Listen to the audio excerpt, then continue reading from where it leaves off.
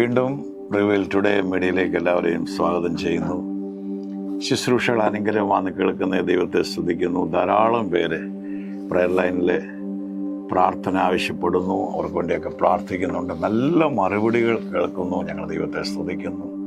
പ്രത്യേകിച്ച് ഈ മിനിസ്ട്രി സുവിശേഷം എല്ലാ മാസവും പല ദേശങ്ങളിൽ അയക്കുന്നത് കൊണ്ട് ധാരാളം അനുഗ്രഹിക്കപ്പെടുന്നവർ ദൈവിക നന്മകൾ വിതയ്ക്കാൻ താല്പര്യപ്പെടുന്നു. അവരെ ഓർത്ത് ഞങ്ങൾ ദൈവത്തെ സ്തുതിക്കുന്നു. ദൈവം നിങ്ങളെ ധാരാളം അനുഗ്രഹിക്കട്ടെ. തുടർമാനമായി ഞങ്ങളുടെ മിനിസ്ട്രിക്ക് വേണ്ടി പ്രാർത്ഥിക്കുക. ഇന്ന് ദൈവം നിങ്ങൾക്ക് തരാനുള്ള സന്ദേശം ഇരമ്യാവ് 33:3 എന്നെ വിളിച്ചപേക്ഷിക്കുക, ഞാൻ നിനക്ക് ഉത്തരമരുളും. നീ അറിയാത്ത മഹത്വവും അഗോചരവുമായ കാര്യങ്ങളെ ഞാൻ നിന്നെ അറിയിക്കും. ആമേൻ. ദൈവത്തിന്റെ ഫോൺ നമ്പർ അറിയാവോ? വിളിച്ചപേക്ഷിക്കുക, ഞാൻ നിനക്ക് ഉത്തരമരുളും. അങ്ങനെ പറയുന്ന ഏതെങ്കിലും ഉണ്ടോ? ഏതെങ്കിലും ഗവൺമെന്റ് ഓഫീസിലൊക്കെ ശരിയാ, ഇമ്മീഡിയറ്റ്ലി ആൻസർ കിട്ടുന്ന സ്ഥലങ്ങളില്ല. അവരൊക്കെ പരിഗണിക്കും, ഇല്ലെന്നൊന്നും പറയുന്നില്ല. പക്ഷെ ഈ സ്വർഗീയ ഗവൺമെന്റ് എപ്പോൾ നീ വിളിച്ചാലും യേശുവിന്റെ ശുശ്രൂഷയിൽ ഒരിക്കൽ പോലും കർത്താവ് തിരക്കുണ്ടായിട്ട് പോലും ആ ശതാധിപൻ വന്ന് പറഞ്ഞ് എൻ്റെ ബാല്യക്കാരൻ സുഖമില്ലാതെ യേശു പറഞ്ഞു, ഞാൻ വരാം, ഞാൻ വന്നവനെ സൗഖ്യമാക്കാം. ഈ ലോക സൃഷ്ടിതാവ് ദൈവം മനുഷ്യനായി അവതരിച്ച് വചനം ജഡമായി തീർന്ന് കൃപയും സത്യവുമായി നിറഞ്ഞവനായി പാർത്ത് ആ യായിറൂസിന്റെ കൂടെ ആ മകളെ ഉയർപ്പിക്കാൻ പോകുന്ന ചിത്രം നമുക്കറിയാം.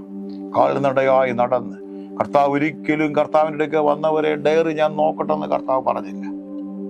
ഓൻ നന്മ ചെയ്തു പിശാച് ബാധിച്ചവരെ സൗഖ്യമാക്കിക്കൊണ്ട് നടന്ന വർത്തമാനം പത്രോസിന്റെ പ്രസംഗം കൊർന്നേലിയോസിന്റെ ഭവനത്തിൽ.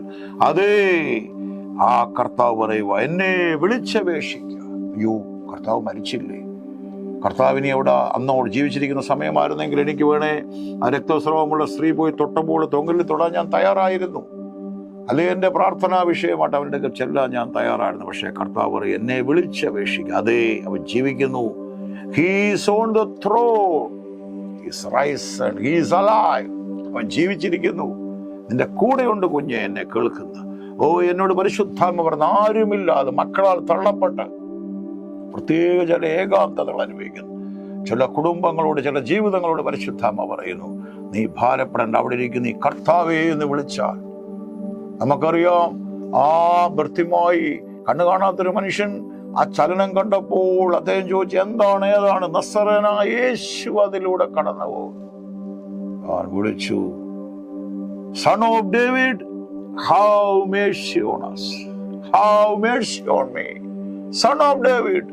അവന്റെ പ്രാർത്ഥനയ്ക്ക് നിന്ന ദൈവം, അവന്റെ കണ്ണുനീരിന് നിന്ന ദൈവം ഇന്ന് പകൽ നിന്നോട് പറയുകയാണ്, എന്നെ വിളിച്ചപേക്ഷിക്കുക.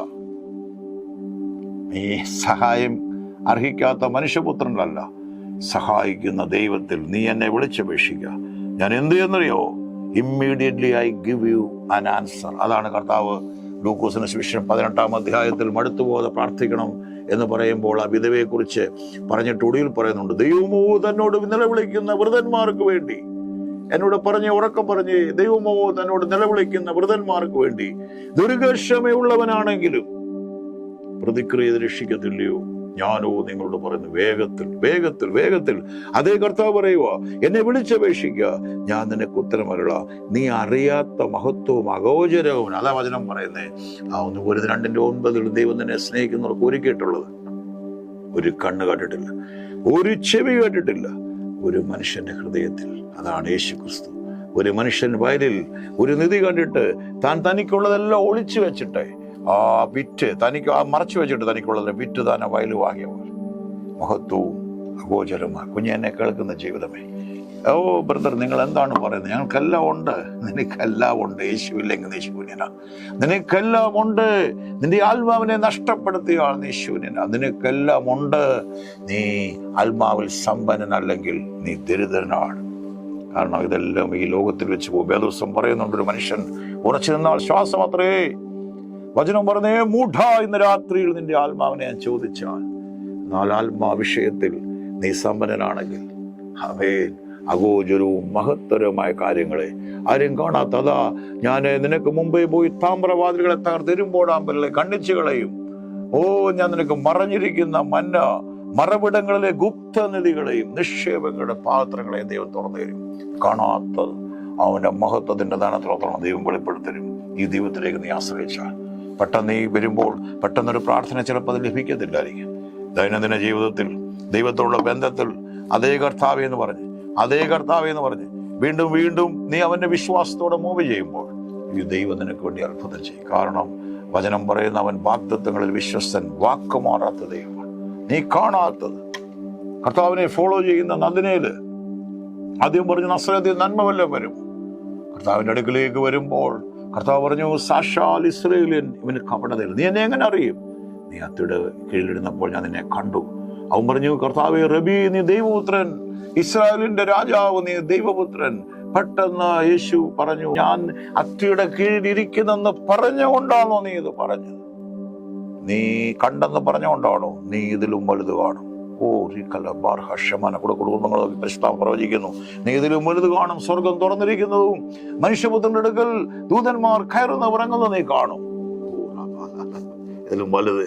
കുഞ്ഞെ, നീ കർത്താവിനോട് ഇറങ്ങി ഒന്നും കാണുന്നില്ല. ഈ കാണുന്നതല്ല നീ പ്രതികൂലങ്ങളായിരിക്കാം, നീ കാണുന്നത് ശൂന്യതയായിരിക്കും, നീ കാണുന്നത് അസാധ്യതകളായിരിക്കാം, നീ കാണുന്നതും കേൾക്കുന്നതും നിനക്കെതിരെയുള്ള ക്രൂരമായ വാക്കുകളായിരിക്കാം. പക്ഷേ ദൈവ തേജസ്, നമുക്കറിയാം, സ്തെഫാനോസിനെ കല്ലെറിഞ്ഞു തകർക്കുമ്പോൾ താൻ കണ്ടത് തന്നെ കല്ലെറിയുന്നവരുടെ മുഖമല്ല താൻ കണ്ടത് സ്വർഗം തുറന്നിരിക്കുന്നത്, മനുഷ്യപുത്രനെടുക്ക ദൂതന്മാർ കയറുന്നവർ, അവിടെ മനുഷ്യപുത്രൻ എഴുന്നേറ്റ് നിൽക്കുക. ദൈവ തേജസ്സാണ് താൻ കണ്ടത്.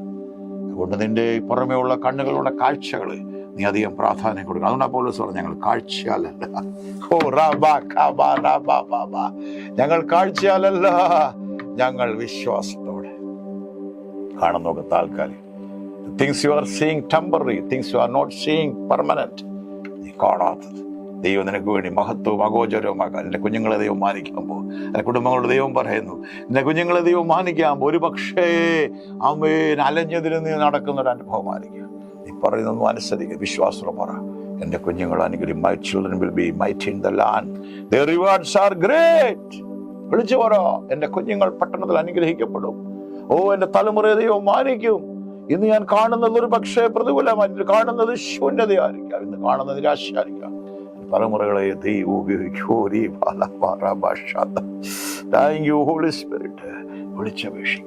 വിളിച്ചപേക്ഷിക്കുക.